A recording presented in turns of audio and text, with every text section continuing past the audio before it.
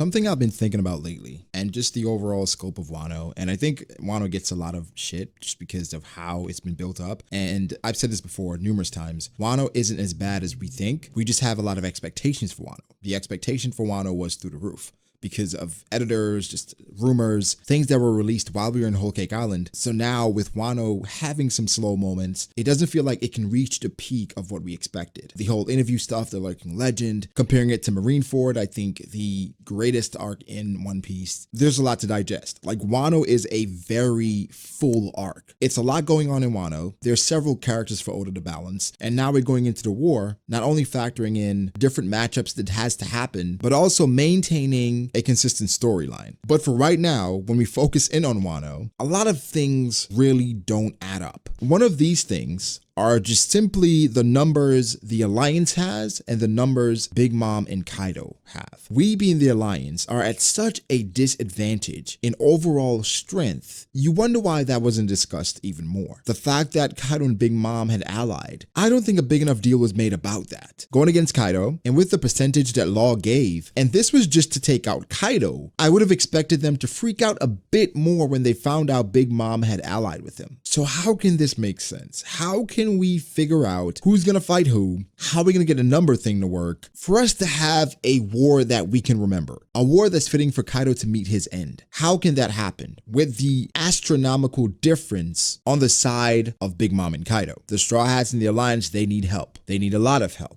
I'm not sure if this is ironic, but it's funny that the two people that were responsible for Orochi rising to power, right? The old hag and that old man, both of those devil fruit powers, the barrier fruit and Mr. Two's fruit, they're now with people that basically fight for Luffy. So was Oda introducing those fruits to at some point bring Bartolomeo to Wano so that we can have a cool moment again where, I don't know, Orochi attacks someone from the Alliance and Bartolomeo, he protects them. Maybe Bartolomeo protects Momonosuke. Orochi goes to attack Momonosuke, Bartolomeo protects him, and then Orochi remembers like how the roles were reversed when Oden was attacking him. But then this goes again to numbers and who deserves to be in Wano, who should be in Wano. Mainly, I want to talk about the Whitebeard Pirates and whether or not they should come to Wano. The main person that a lot of people want to see is Marco. And we know Marco was with Nekomamushi, and he told Nekomamushi that he has to stay and protect Whitebeard's treasure. So he declined the invitation to actually go and fight against Kaido. This has always been a question that I've had personally, and I know people have talked about it. Why hasn't something been done before this? Because we know help was offered to Oden in regards to liberating Wano, in which Roger offered help, Shanks, Rayleigh, Buggy, they all offered to help Oden deal with whatever was going on in Wano, and he declined. Now, Oden died in,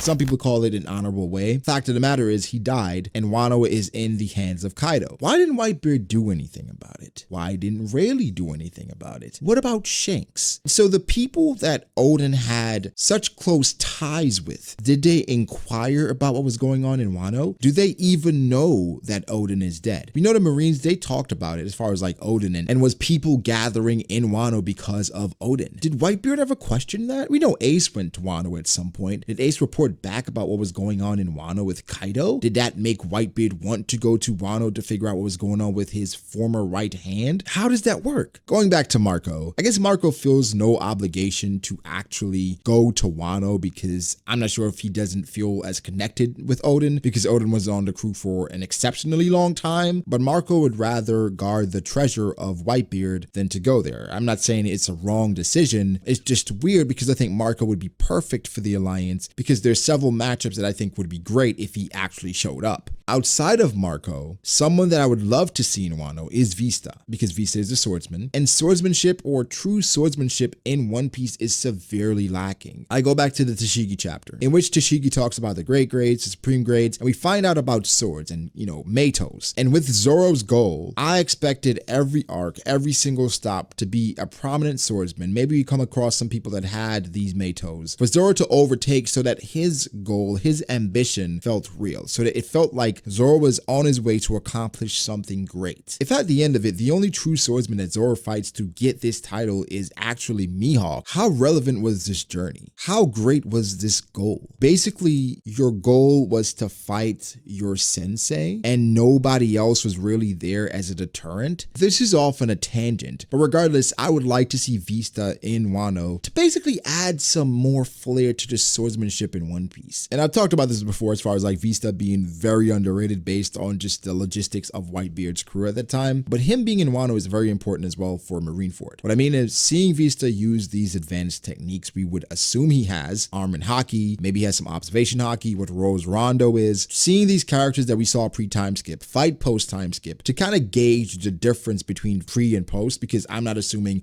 Vista got that much stronger post-time skip, if any at all, but seeing him post-time skip with the new mechanics or just the new power system, if you want to call it that. I know haki was back then in Marineford, but it wasn't as prevalent and it wasn't as pronounced. With haki and the introduction of, Ryo, Vista should know the application to transfer haki to his blade. Does he know Ryo? So it would be really cool if we got someone like Vista in Wano. Jozu, it would be cool as well, but I don't think it's necessary. But if Vista and Marco comes, why not Jozu? I think the person that definitely has to be there is Izo. Izo was a scabbard of Odin's, and Izo was someone that was, very careful and cared about Odin a lot. So with everything going on, fighting for Wano's freedom from the clutches of Kaido, Izo not being there would be a major issue. Now, there are wrinkles you can throw in. Maybe by that point, Weevil apprehended Izo and Izo could be dead. I think it takes away from just introducing Izo as a part of Wano, because then what was the point in the first place? I think at this point, with the overwhelming and staggering numbers of Kaido and Big Mom, the point of this is for them to be overwhelmed early and then reinforcements come in on the side of the Whitebeard Pirates or the remnants of the Whitebeard Pirates and maybe the Straw Hat Grand Fleet. But I think there's a certain pride there with the remnants of the Whitebeard Pirates, especially with the failure against the Blackbeard. They need some redemption in some way, and because one of the final things that they were told to do, something they were trusted with, is protecting Ace's brother. So them coming to fight for Wano, for Luffy, against Kaido, someone who took their brother in Odin, I don't think anything is more symbolic than that. I know Weevil was hunting down the Whitebeard Pirates or the allied captains of the Whitebeard Pirates. I know in the anime show that Whitey Bay was one of the people that got defeated by Weevil. If you do incorporate the Whitebeard Pirates, it would be a neat storyline leading into Weevil, because at this point, Weevil is not a warlord anymore. Where does he go? Who does he follow? I think Weevil coming to Wano would make a lot of sense because we know he's chasing Marco. And I think it would actually be awesome if we have the self-proclaimed son of Whitebeard maybe team up with Big Mom and Kaido, and we have somewhat of a resemblance of the previous Rocks Pirates, but maybe just a new version of it. Weevil has to be relevant in the main storyline at some point, because then introducing his character would be for naught. And then if we're just going to introduce characters just to not have any purpose, that severely takes away from the story. And for major characters like that, they normally fulfill that purpose. Like I can see right now a panel similar to that of Whitebeard that we saw previously in the flashback, but with just the Whitebeard Pirates. It would be a cool contrast, seeing them pull up to Wano in this era and compare it to how they looked back then, of course with their captain, but now it'll be just them after going through a lot, losing their captain, losing their second commander, losing their fourth commander, and now they're back here trying to avenge their former crewmate. I think it would be perfect. The perception of the remnants of the Whitebeard Pirates is not a great one, and a lot of people use what happened versus Blackbeard against them. Every time we talk about this, I try to mention the situation that they were in. Going back to Marineford, they were at a disadvantage. They were going into the Marines' territory and they knew they were coming. So at the end of the day, the Whitebeard Pirates, they were not in a beneficial situation. And if we go to the payback war versus Blackbeard, they're fighting without their captain, without their second commander, their fourth commander in Thatch. A once formidable fighter of the crew in Blackbeard is now on the opposite side. And we can't forget, Jozu had lost an arm. So they were going against Blackbeard with two Devil Fruits now, their captain's former Devil Fruit and the Yami Yami no Mi, missing several strong crewmates, and fighting Blackbeard's new and improved crew. And level 6 prisoners are no joke. At some point we got to talk about level 6 prisoners and just how formidable these people are and how much I expect from the Blackbeard Pirates going forward. The remnants literally had no chance, so I don't get why people try to downplay them when at Marineford it showed that they were holding their own against admirals. Now granted, they were going to lose that matchup no matter what, but it wasn't a wash. And I think for commanders, they've gone up against the best competition there is in the admirals, and they were competent. It was just a small moment in time that shifted the tide tried tremendously against them. But guys, give me your thoughts. Do you think the Whitebeard Pirates should come to Wano? But also, how do you think Weevil's story intertwines with the Whitebeard Pirates storyline at this point? Should he come to Wano as well? But give me your thoughts. Make sure to like the video and subscribe to the channel for more content like this. Follow me on Twitter at BragoDAce. Follow me on Instagram at BragoD.ace. Thank you to my patrons. I appreciate you guys so much. Like and subscribe. I'll catch you in the next one.